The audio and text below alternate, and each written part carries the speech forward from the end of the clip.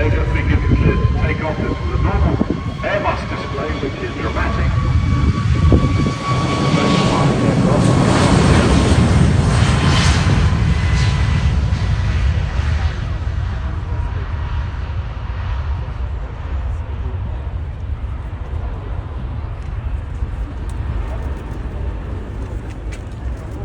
Airborne, steep pullback, then to move away to the display line, climbing up to around about, well over 500 feet. He's going to turn around, come back at 500 odd feet.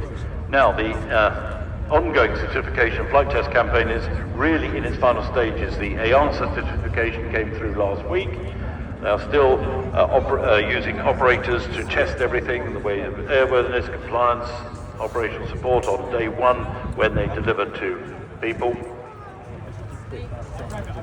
XLR, range of 4,700 nautical miles, which is around about 11 hours non-stop.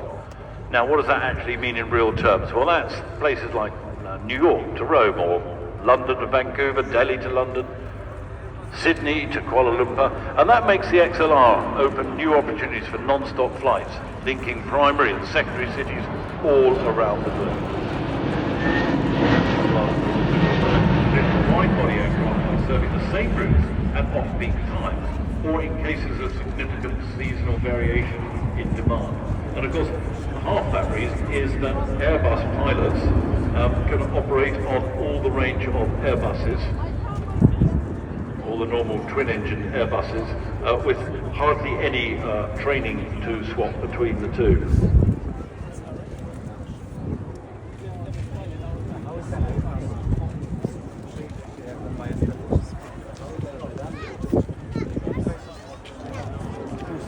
So the cockpit is designed so pilots can fly multiple types, things like the A318, the 90, the 320, the 321 and the Neo variants are all covered on one guy's tickets or lady's tickets.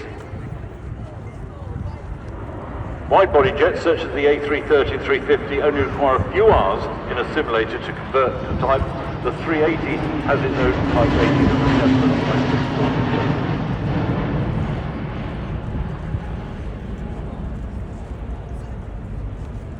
Has a higher maximum takeoff weight for the longer range with increased payload. New permanent rear center tank has been placed in there, carrying 12,900 litres of extra fuel. Obviously reinforced landing gear and nose gear for the increased maximum